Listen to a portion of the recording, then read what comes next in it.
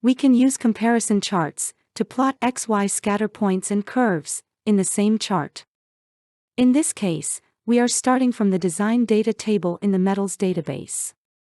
Starting with the 6-4 titanium plate record, scroll to the 0.2% yield stress with temperature chart.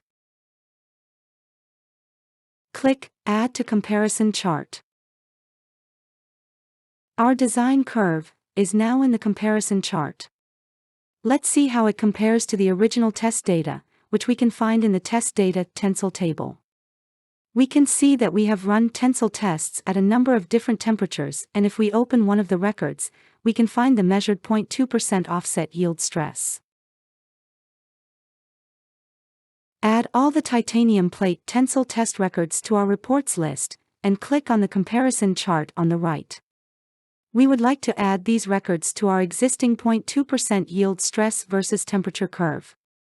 We need to choose the Y and X-axis properties to plot the records in the chart. From our curve, we are already plotting the yield stress in KSI on the Y-axis. Hence, whatever property we choose for our scatter points, the unit must be, or be equivalent to, KSI.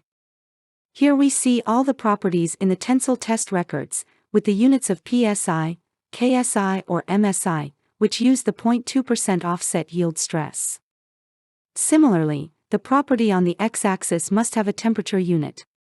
The only option is test temperature.